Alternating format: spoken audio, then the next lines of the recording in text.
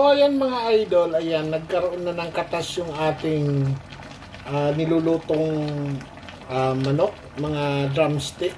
So yung katas niya po yan mga idol, kanyang katas. Hey, good evening mga idol. Ayan po, for today's vlog, magluluto po tayo ng ginataan na manok. Ayan, lutong Bisaya po to mga idol. So, ang ating ingredients ito po ay papakita ko sa inyo. Meron po tayong bawang, sibuyas, meron po tayong ginger or luya, meron tayong dahon ng tanglad at saka bell pepper. Ayan. Ang iba nating mga sangkap mga idol ay gagamit tayo dito ng asin, paminta at saka garlic powder at konting vinegar. So, ayan mga idol, samahan niyo po ako sa pagluluto mga idol. So ngayon mga idol, ito po, unahin muna natin igisa yung ating luya. Ayan.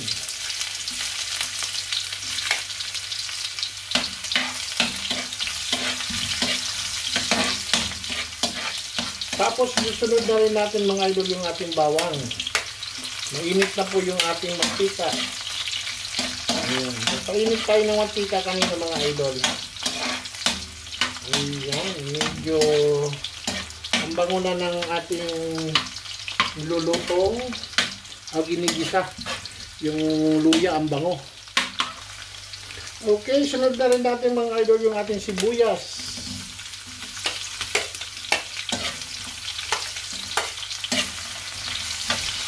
Yan, mikos-mikos ulit natin yung ating sibuyas mga idol. Mikos-mikos muna.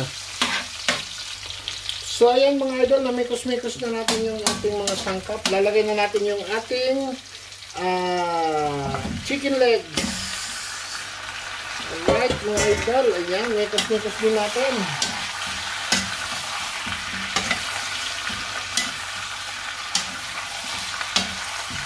Ayan po.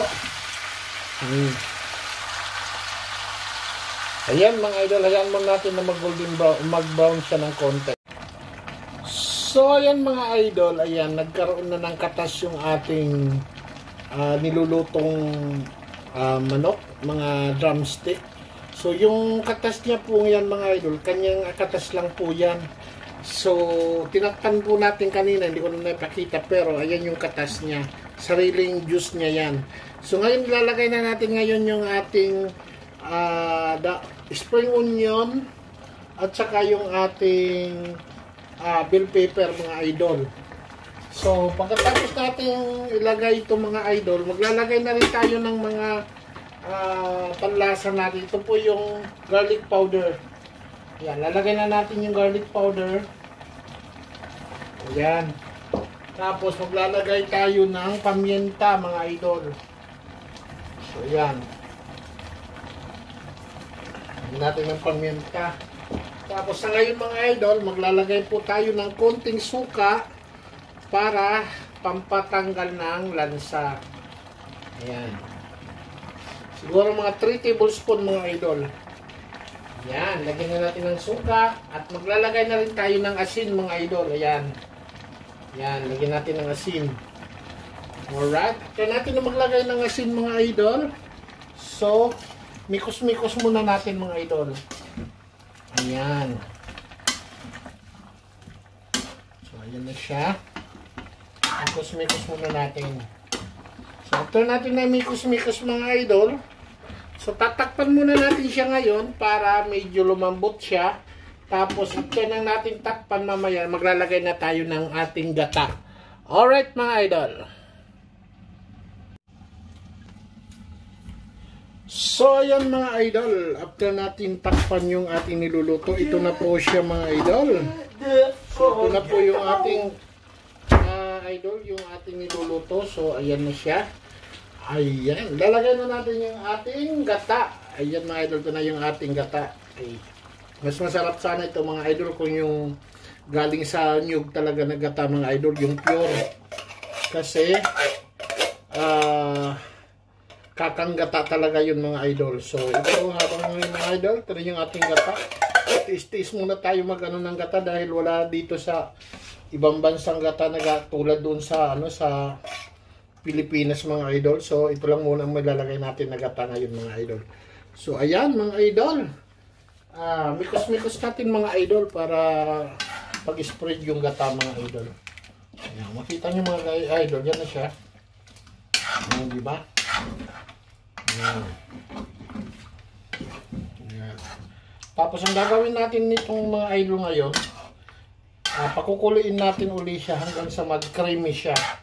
So after na mag-creamy siya, hindi na natin siya tatakpan ngayon mga idol. Antay na lang natin na kumulo siya mga idol. Alright, kasi nalagay natin yung mga sangkap. So antay na lang natin na kumulo siya mga idol.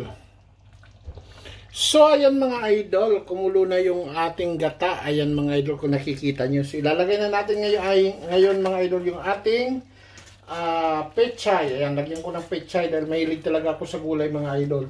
So ayan, lagyan natin yung pechay. Tapos ihalo na rin natin mga idol yung ating siling maanghang. Ayan. Para gusto ko yung medyo maanghang-anghang mga idol. So ayan mga idol. So mikos-mikos natin mga idol hanggang sa maluto siya.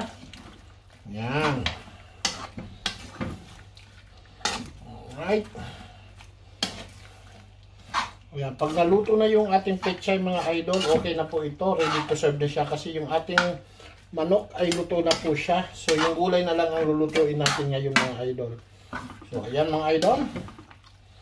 Alright. Ayan, kintaan nyo mga idol. Oh, creamy na siya. O diba? Sabaw pa lang mga idol, ulam na. Ayan, creamy na siya mga idol. Kung makita nyo, very creamy. Ayan. O, diba mga idol? So, ayan. Lutuin na lang natin mga idol yung ating pechay at ready to serve na siya mga idol. So, ayan mga idol, tikman muna natin kung anong lasa. Ayan, wow. Namit. Ayan mga idol. Lutuin na lang natin yung pechay at ito, ready to serve na siya. Maraming salamat mga idol sa panonood sa aking vlog. Thank you so much sa mga nanonood.